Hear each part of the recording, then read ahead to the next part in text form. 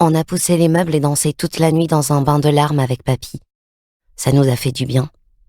Ma fille Nina s'est réveillée et s'y est mise aussi. On avait déjà réussi à lui refiler le virus. Je n'avais pas envie de laisser papy ce midi. Il n'a plus rien, lui, maintenant que ma grand-mère est partie.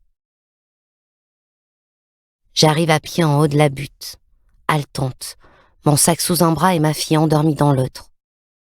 Épuisée par mon chagrin, j'ai soudain la sensation d'être ma grand-mère 80 ans plus tôt, gravissant les Pyrénées. Grelottante, perdue, amputée.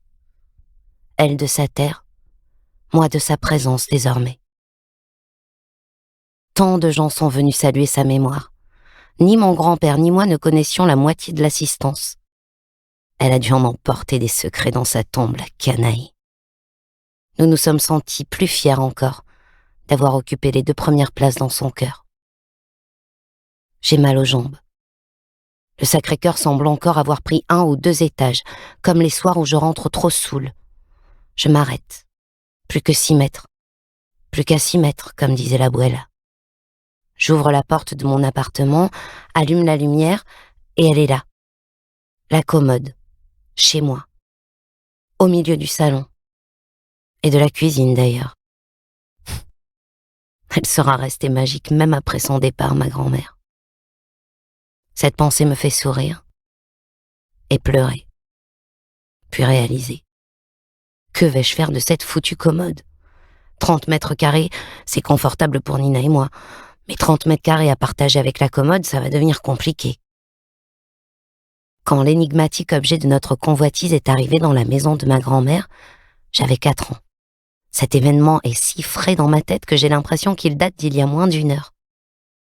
Avec mes cousins, on s'est enfiévrés 1000 fois en tentant de fourrer le nez dans cette commode, attirés comme des aimants à bêtises par l'arc-en-ciel de tiroirs, les petites clés sur chacun d'eux qui suppliaient d'être tournées, le métal doré qui renforçait les ongles pour nous les rendre plus inaccessibles encore.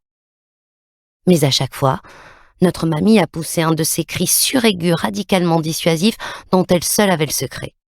Et nous avons pris la poudre d'escampette en moins de temps qu'il n'en faut pour cligner des yeux. Ces essais loupés finissaient souvent par de grands conciliabules familiaux durant lesquels notre jeune génération imaginait une mammitologie invraisemblable. Et si le tiroir jaune contenait une photo de moi et de ma sœur siamoise qui, elle, serait morte le jour de l'opération pour nous séparer ? Ça expliquerait ma cicatrice sur le crâne. Mon petit cousin Maxime avait sa théorie sur le tiroir bleu. Je crois que le secret que l'abuela cache là-dedans, c'est que je suis le frère de notre cousin Yannick. Ça me travaille. Je lui ressemble beaucoup plus qu'à toi. Comme maman a eu des complications le jour de ta naissance, elle a dû devenir stérile et on m'a offert à elle pour la consoler. Mais nos questions sur la commode demeuraient sans réponse. Enfant, je jouais de ma position de favorite pour que l'abuela me dévoile le précieux trésor. Elle m'appelait si fièrement mon tournesol. Mais rien n'y faisait. Ma grand-mère, depuis toujours, c'est elle qui décide, elle qui nous mate. Elle est comme sa cuisine. D'abord, elle te tente irrésistiblement, te surprend, puis te violente de son tempérament épicé. Quand le repas est terminé, pourtant, c'est une saveur suave qui te reste dans la bouche, rassurante, parce qu'elle te donne l'impression d'être aimé passionnément. J'ai tellement attendu ce moment que je risque de mourir après l'avoir vécu.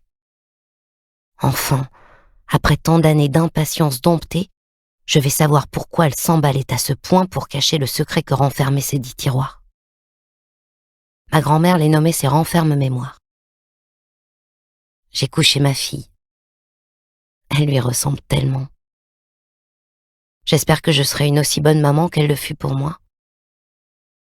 J'ai mis un vinyle d'Ennio Morricone. Abuela. Personne ne l'a jamais appelé autrement.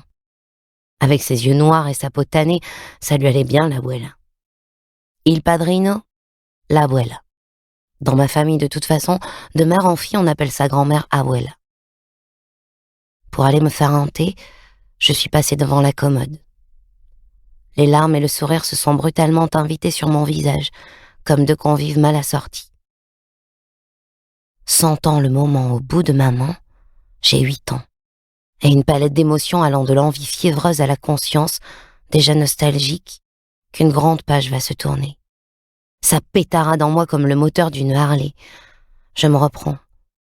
C'est vraiment tout ce qu'elle déteste, la sensiblerie. Je ne l'ai jamais vue pleurer. Et je savais qu'elle m'aimait forte, indéboulonnable, comme elle. Ce que j'étais. Ou presque. Ce que j'aurais aimé être.